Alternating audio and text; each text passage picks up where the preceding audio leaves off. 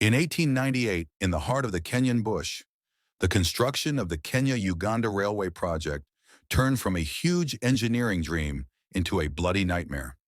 Workers worked hard all day under the blazing sun, but as the sun set, fear descended on the camps. Nighttime brought terror to the place as the Tsavo beasts emerged from the darkness. Two huge, maneless lions, moving like silent shadows between the tents. Their attacks were swift and sudden, dragging victims from their beds and killing them mercilessly, then disappearing into the darkness like ghosts. Tsavo lion attacks were not ordinary. Most of the time, the lions left their victims uneaten, as if to send a terrifying message to the workers and engineers.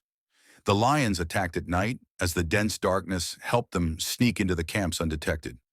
They chose their victims carefully, often among workers sleeping in tents or near the edges of the camp, where they could be dragged away without causing much fuss. The lions used clever tactics in their attacks, often with one lion attracting the attention of the guards or workers, while the other pounced from behind. This coordination between the two lions made it difficult for the workers to defend themselves.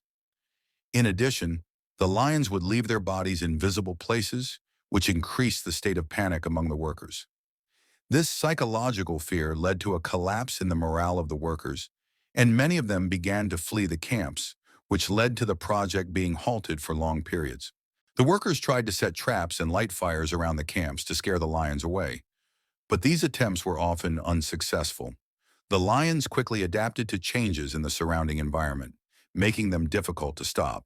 They even cleverly avoided the traps, as if they understood the nature of the tools that humans were using against them. Even the rifles carried by some of the guards were not enough to deter them, as the lions would quickly attack and disappear before the guards could accurately aim. After 9 months of continuous attacks, Colonel John Henry Patterson, the British engineer in charge of the project, decided to confront the lions himself. The task was nearly impossible, as the lions were intelligent and strong, and knew how to avoid traps and guns. But Patterson was determined to end this nightmare. He built a high platform of trees to observe the lions and waited for several nights until he was able to determine their movement patterns. Finally, he was able to kill the first lion by shooting it at close range. After weeks of stalking and waiting, he was able to kill the second lion in the same way. These moments were a great victory for the workers, who returned to work after being certain that the nightmare was over. Today, the skins and bones of the Tsavo lions are displayed at the Field Museum in Chicago as a reminder of one of the most terrifying stories in colonial African history. But the story does not end there. Over the years, scientists have tried to understand why the lions attacked, and they have found logical explanations. Due to the drought that hit the region, natural prey such as gazelles and other wild animals were scarce, which forced the lions to look for alternative food sources. Analysis of the lions' skulls showed that their teeth were damaged, making it difficult for them to hunt natural prey. Humans, once considered easier prey, became an alternative target. Some scientists believe that the lions may have become accustomed to eating the corpses of workers who died from disease or accidents, making them associate humans with an easy food source.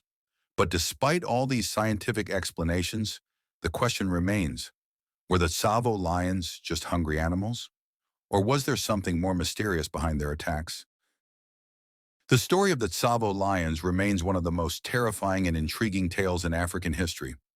It is not only a story of a struggle between man and nature, but also of the mystery surrounding the behavior of animals in unusual circumstances.